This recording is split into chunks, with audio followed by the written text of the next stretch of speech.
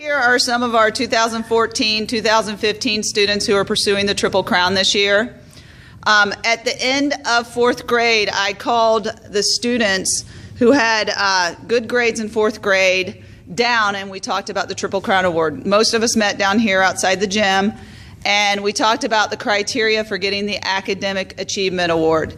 To get the Academic Achievement Award, students need to get good grades on the report card in fourth grade and continue and get good grades on the report card in fifth grade.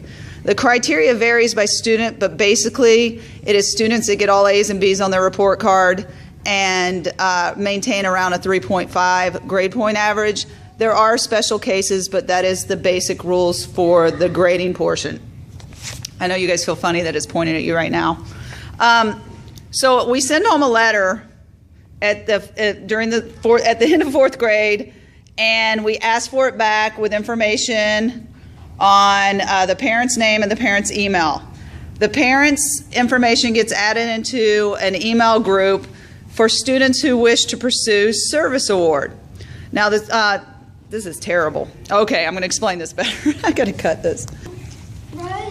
So basically when these students meet, what I tell them is if they want to pursue the Lindbergh Triple Crown Award, they need to get the academic award, which is fourth and fifth grade good grades. They need to get the service award, which is accumulating 50 hours over the course of one calendar year from March of fourth grade through March of fifth grade. Sometimes we give extensions through April if kids are having trouble getting their 50 hours. It's a minimum of 50 hours, and they can get awards all the way up to past 100 hours. The third portion of the Triple Crown is the fitness test. We conduct 4 fitness tests. If they reach the healthy zone in fifth grade in those 4 fitness tests, then they receive the physical fitness award. If they receive all 3 of these awards, they receive the Triple Crown. So test number 1 is the pacer. Test number 2 is the push-up test. Test number 3 is the curl-up test, and test number 4 is the sit and reach. These students know these 4 tests, and they will know if they're getting in the healthy zone. You can have a good indication of where they're at by their fourth grade fitness report cards.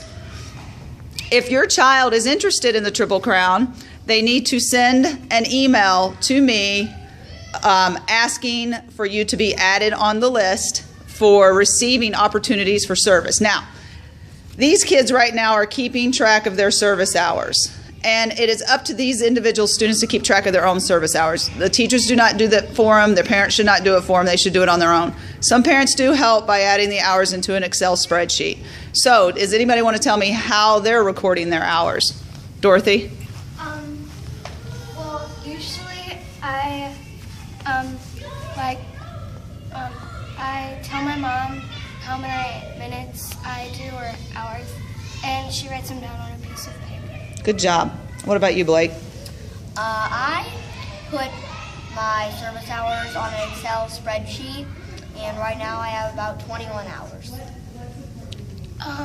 I put whenever I do hours, I write them down, and then I get my mom to sign it or anybody I help to sign it. And like right now, I just do like helping the teacher. Okay, so there are some students that are able to help the teacher during fifth grade study hall, which is like the last 15-20 minutes of the day. We have limited spots for that, so that's on a first come, first served basis. As long as they're keeping their grades up and their behavior is good at school, they're able to go help a teacher during study hall. So it is first come, first serve, and a lot of the kids that are doing that, their parents contacted me in fourth grade when I sent the letter home. So can anybody give me an example besides study hall how you have been doing service to accumulate service hours? Yes, Blake? I've been going to Rams games, and I've been picking up the recyclables, and then between every quarter I go pick up the recyclables for people, and then we just put it in a giant Tupperware, and then we just help clean out like the whole dome. Okay, so what he's talking about is the Rams green team, and the way they found out about this opportunity is his mom got on my email list, and whenever I got an email about signing up for the Rams green team, I sent it out to everybody on the email list. And it looks like Blake, I didn't even know about this, it looks like Blake's parents took it upon themselves for them to go to these games. Do you enjoy doing that? Yes. It's pretty fun. You get to see the game for free, don't you? Yeah. And anybody else want to tell me how they've done it, what service they've done? Almost every weekend I go to my grandma's and help her since she's not able, like her laundry gets too heavy for her to carry down the stairs, so I help her carry it down there.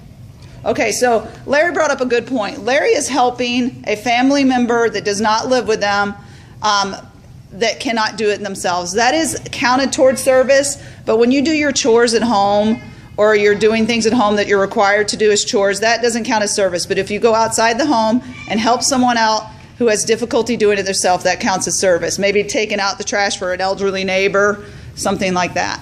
Yes, Blake?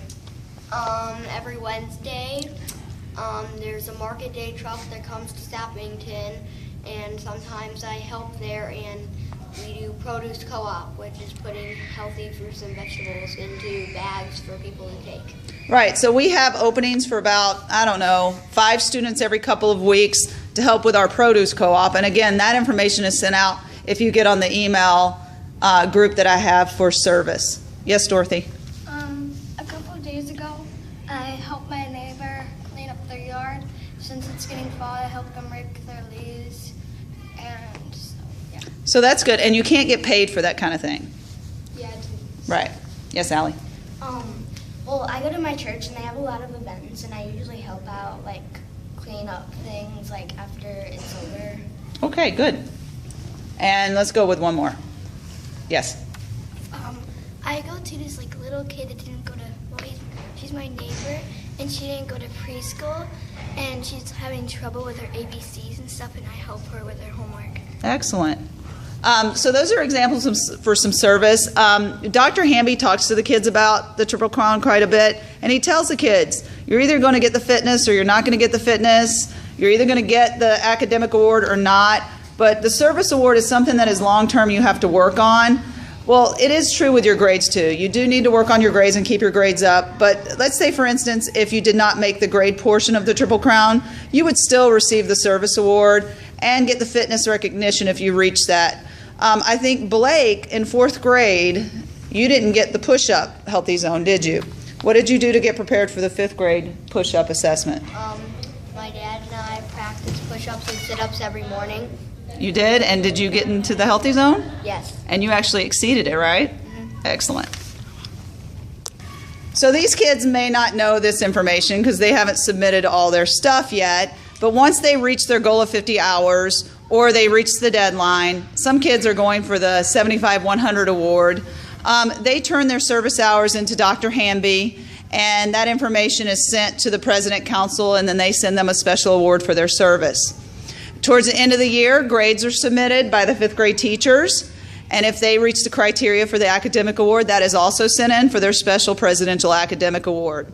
And also at the end of the year, Mr. Thompson and Mrs. Driemeyer look at their fitness scores and see if they got in the healthy zone in the areas they needed to get the fitness recognition.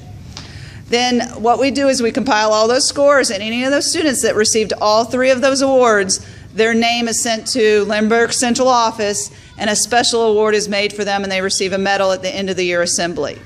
Last year it was during their graduation. This year is probably going to be the same thing. So that is how we compile and collect the results for the Triple Crown Award. And students who do not make the Triple Crown Award can still receive any award they get, whether it be the fitness, the academic, or the service.